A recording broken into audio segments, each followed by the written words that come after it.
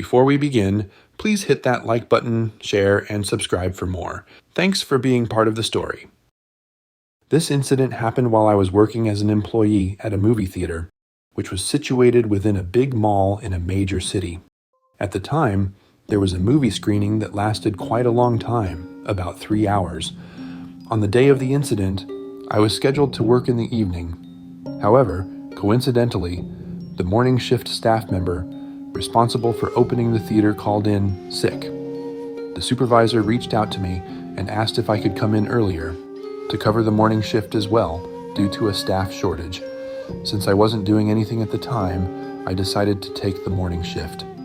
Typically, the mall itself opened at around 10 a.m., but the theater staff for the first screening were required to arrive by 9 a.m.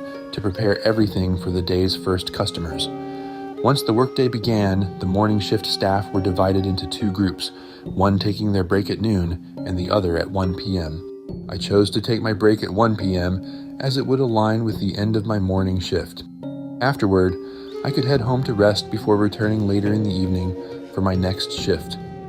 As 1 p.m. approached, one of my coworkers, who had already taken his break, came over looking completely shocked. "Hey, someone just jumped off the building," he exclaimed. At first, I didn't believe him and thought he was joking, so I scolded him for joking about something so serious. "That's not something to joke about," "If you don't believe me, go check it out yourself during your break at 1. he insisted. When my break finally came, curiosity got the better of me, and I decided to take a look. By the time I arrived at the scene, the emergency responders had already removed the body. All that remained were a few onlookers, gathered and murmuring about what had happened. "Excuse me." I approached a security guard. "My friend said someone jumped off the building. Is that true?" The security guard turned to me and confirmed it. He explained that while he was working, he suddenly heard a loud thud, like something heavy hitting the ground. When he looked, he saw a man, around late 20s, lying there on the ground. Upon investigation, the police discovered that the man had come to the mall with his girlfriend to watch a movie. They had lunch and enjoyed the movie together. However, they must have had an argument about something afterward, because, tragically, the man decided to take his own life by jumping from the 5th floor out of rage or despair. After hearing the full details, I felt shaken but decided to head home and rest before returning for my evening shift. When I came back for the evening shift, my work at the theater went on as usual. As the late night hours approached, around midnight, things slowed down significantly as they often do. During these late hours, we followed standard protocol. After showing movies all day, when the late night hours approach, the number of customers entering the theater decreases significantly. At this time, the staff in each team would start communicating and checking in with each other. For example, the movie projection team would ask the ticket sales team whether any tickets had been sold for the late night screening. If no tickets were sold, the theater would automatically cancel the screening. However, even if only one customer had purchased a ticket, the movie would be shown as scheduled, though sometimes we'd skip the previews to shorten the runtime. That night, I walked to the ticket counter to ask the staff if any customers had purchased tickets for the late show. A staff member confirmed that tickets had been sold, so I went to my designated spot at the entrance and stationed myself, ready to receive the customer.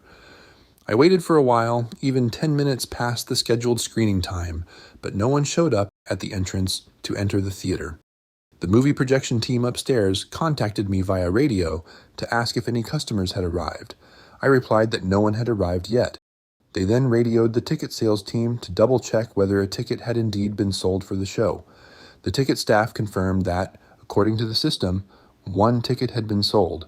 The movie projection team suggested waiting another 10 minutes, and if no customers arrived by then, they would cancel the late show.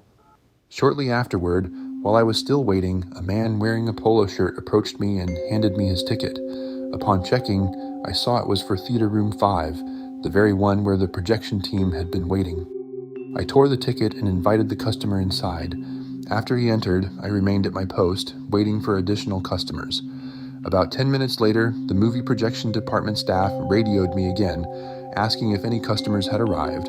I confirmed that only 1 customer had entered earlier. However, they mentioned that they had been watching the theater from above and hadn't seen anyone come in or take a seat.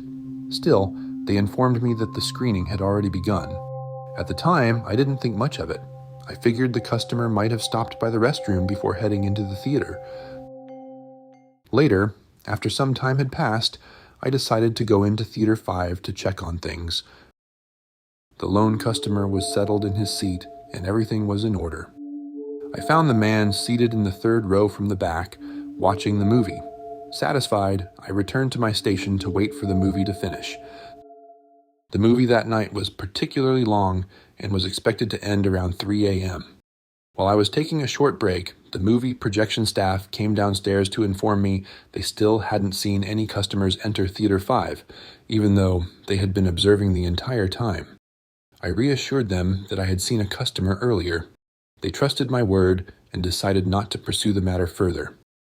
Around 2 a.m., I went back into Theater 5 for a routine check. This time, however, the customer was no longer there. I assumed he had left, possibly bored from being the only person in the theater at such a late hour.